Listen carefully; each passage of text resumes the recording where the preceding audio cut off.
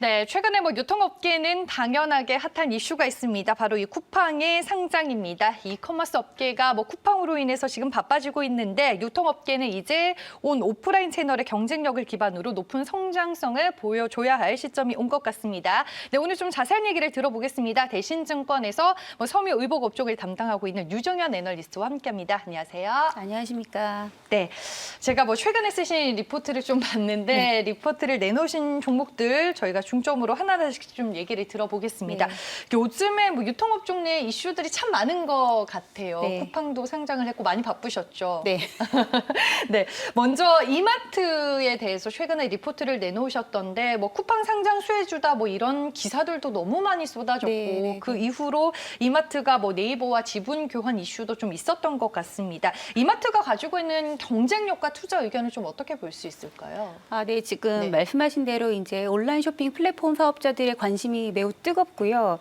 로켓 배송, 새벽 배송 다 이제 최근 몇 년 동안 시장에 큰 화두를 던졌던 이제 배송 시스템입니다. 근데 그러니까 지난해 결정적으로 코로나19가 터지면서 그 온라인 그 쇼핑 플랫폼 온라인 쇼핑 시장이 폭발적으로 이제 더 크게 성장을 하게 됐는데 이제 공산품하고 좀 다르게 신선식품은 이제 시간이 지날수록 가치가 굉장히 빠르게 이제 하락을 합니다. 그래서 이제 아마존이 홀푸드라는 그 오프라인 이제 유통업체를 인수한 것도 신선식품 유통을 위해서 인수한 거거든요. 근데 이마트는 그런 면에서 기존의 신선식품을 이제 유통하는 전국에 150개 이제 오프라인 매장이 있고 거기에 온라인 채널까지 지금 이제 그 굉장히 진취적으로 투자를 하면서 키우고 있다는 측면에서 온오프라인 양 채널 모두 경쟁력을 갖춘 회사라고 이제 말씀드릴 수가 있겠고요. 최근에 이제 그 온라인 쪽에 또 물류센터를 더 집중적으로 투자를 하고 있습니다. 그리고 말씀하신 대로 그 네이버와 이제 지분 수업 얘기도 나오고 있는데 네이버라는 그 온라인의 이제 공용 플랫폼 사업자와 그 지분을 교환하면서 오프라인에서 갖고 있는 신선식품 경쟁력을 가지고 온라인 트래픽을 더 확보할 수 있는 그런 지금 상황에 놓여 있다 이렇게 말씀드릴 수 있겠습니다. 최근에 이제 쿠팡 쪽에서 생긴 5조 원을 이제 상당히 또 물류 쪽에 많이 네. 투자를 한다 이런 얘기가 나오고 있는데 그러면 이마트도 이쪽으로 좀 선제적인 투자나 이런 게 진행될 가능성이 높은 네, 사실 그 이제 온라인 물류센터가 지금 3호점까지 운영이 되고 있는데요. 네. 이미 4호점, 5호점 투자가 이제 이루어졌고요. 진행 중입니다. 근데 이제 아직 완공이 안 된 상태고, 네, 사실 이제 유통업계에서는 말씀하신 대로 물류 지금 전쟁이 일어났는데, 아마 이마트뿐만 아니라 업계 전체적으로 이제 관련한 투자가 더 진행될 거라고 보고 있습니다. 네, 알겠습니다. 이마트 저희가 첫 번째 종목으로 확인을 해봤고요. 롯데쇼핑도 리포트가 있던데 올해 마트와 이제 슈퍼의 구조 조정으로 안정화 효과가 기대가 된다라고 쓰셨더라고요. 최근에 백화점들을 중심으로 또 매출이 빠르게 회복이 되고는 있기는 한데 롯데쇼핑은 그러면 올해 이제 어떤 점들이 좀 좋아지는 걸까요? 네, 말씀하신 대로 이제 마트하고 슈퍼마켓이 지난해 엄청난 구조 조정을 했고요.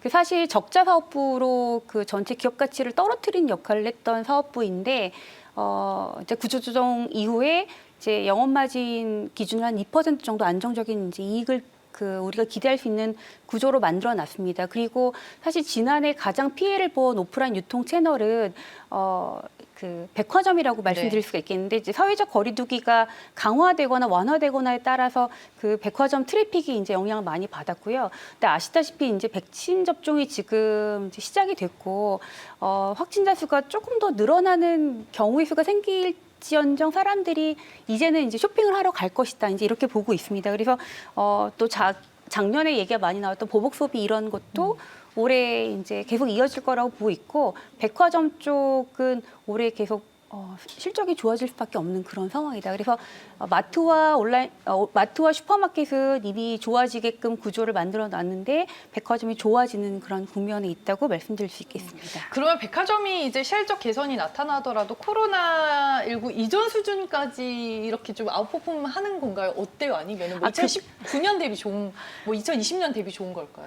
그거는 이제 올해 사실 조금 지켜봐야 될 상황인데요. 1월 현재로서는 굉장히 좋았다고 하고요. 네. 뭐 사실 조금 첨언해 드리면 그 2019년도에 우리나라에 거주하고 있는 사람이 해외에서 소비한 금액이 총 36조 원인데 그 분기당 평균 9조 원이었거든요. 근데 지난해는 코로나로 인해서 그게 2조 원대로 떨어졌습니다. 근데 네. 그게 이제 뭐 명품이나 가전이나 가구나 이제 그런 소비로 그 다시 이제 이전이 된 건데 올해 이런 효과가 계속 되고 그 다음에 이제 본격적으로 그 소비가 회복된다면 사실 올해 보다 내년 정도면 2019년 수준까지는 충분히 도달하지 않을까 이렇게 보고 있습니다. 네, 알겠습니다. 롯데쇼핑도 저희가 확인을 해봤고 대표적으로 이제 편의점 관련주 하면은 비즈프 리테일이 있습니다. 뭐 백신 접종에 따른 당연한 수혜주가 될 거고 이제 3월이 되면서 학생들도 다시 등교가 시작된 걸로 네. 알고 있는데 네. 얼마만큼의 수혜가 있을까요? 그러면 네, 그 제가 네. 기억을 그 더듬어 보니까 지난해 첫 등교가 4월 2일 날 고3을 시작으로 이제 시작이 됐고요. 4월 말경에 초등학교 저학년 학생들이 등교를 시작했습니다. 그러니까 사실 1분기 3월 동안 그 편의점들의 매출이 거의 이제 학교와 학원가 그다음에 뭐 유흥가뿐만 아니라 학교 안이나 그런 특수 입지 같은 점포의 매출이 거의 제로 상태였고 그리고 이제 4월 말 돼서 그 이제 어린 학생들이 등교하는 과정이 사실 매출은 굉장히 많이 줄어든 상황이었거든요. 근데 지금 아시다시피 3월 초에 이미 그 이제 학생들이 정상 등교를 하고 있습니다. 물론 등교 일수는 뭐 주 5일은 아직 안 되고 있지만 네. 분명한 거는 작년보다는 지금 등교 일수가 늘었다. 그리고 앞으로 이제 그 가능성은 등교 일수가 더 늘어날 가능성이 있고요. 그래서 그 이제 사람들이 일상으로 돌아가면서 그 늘어나는 이제 유동 인구 트래픽이 편의점 매출에 크게 도움이 될 거라고 생각합니다. 일단은 지난 3월, 4월 매출이 크게 부진한 것들이 올해 3월과 4월에는 반대로 크게 이제 좋아지면서 시장에서 부각이 되지 않을까 이렇게 생각하고 있습니다. 네, 알겠습니다. 지난해와는 다르게 뭐 상황들이 많이 변하게 네. 되고 있기 때문에 하나둘씩 또 뭐 실적 부분이라든지 여러 가지 측면에서 좀 정상화되고 있는 부분들을 우리가 많이 체크를 해봐야 될 것 같습니다.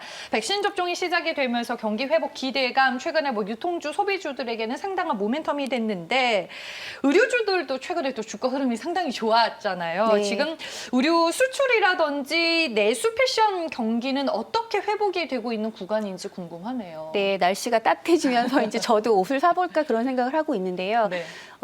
지난해는 이제 주로 집에 거주하고 집 안에 머물고 그러면서 그 이제 우리나라 기사뿐만 아니라 외신 보도에도 라운지웨어 주로 잘 팔리고 크록스와 같은 편한 신발이 많이 팔렸다. 그런데 이제 일상으로 돌아가기 위해서 정장을 소비할 시간이 됐다. 이런 기사들이 이제 막 나오고 있습니다. 근데 사실 이거는 우리뿐만 아니라 전 세계 글로벌하게 동일한 현상이고 그렇기 때문에 지금 그 이제 올해 1월부터 시작해가지고 의류 업체들 매출 굉장히 빠르게 회복되고 있는 것으로 보여집니다. 그리고 브랜드사가 좋으면 사실 그 브랜드를 만들어주는 이제 OEM 메이커들 실적이 좋을 수 있는데요. 지금 1, 2월 뭐 글로벌 OEM 벤더사들이나 우리나라 벤더사들 얘기를 들어보면은 수주가 전년 동기 대비 10%에서 20% 이상 늘었다라고 얘기를 하고 있습니다. 그래서 이러한 현상은 올해 상반기 적어도 상반기 이상까지 계속 이어지지 않을까 이렇게 보고 있습니다. 네, 알겠습니다. 역시나 의료나 섬유 의복 업종도 또 상당히 좋은 포인트들이 확인이 되고 있는 것 같습니다. 최근 시장의 변동성 속에서 뭐 유통, 소비, 의료주들이 이처럼 주도주로 부상한 부분이 있는데 그 안에서 우리가 좀 대표적으로 볼 만한 종목들을 네. 압축해서 정리해 보면 어떤 것들이 있을까요? 네, 이제 앞서 그 언급되었던 종목들이 이제 뭐 사실 주목해 볼 만한 종목인 것 같은데요. 네. 대표적으로 이제 이마트, 롯데쇼핑, 사실 또 그다음에 이제 편의점 주인 BGF 리테일이나 뭐 GS 리테일도 제가 좋게 보고 있습니다. 사실 그 경기 회복이라는 그런 큰 전제도 있지만 아시다시피 지금 물가가 빠르게 오르고 있어서 그 생필품을 주로 유통하는 이들 채널은 굉장히 이제 가격 인상 효과가 발생하거든요. 그러니까 당연히 실적이 좋아질 것으로 예상되고 있고 네. 그리고 사람들이 오프라인 매장을 좀 더 많이 찾기 때문에 가격 인상 효과뿐만 아니라 구매 건수 증가 효과까지 같이 일어날 것으로 보여집니다. 그리고 말씀드린 대로 사람들이 이제 일상으로 돌아가면서 지난해 너무 소비를 안 했던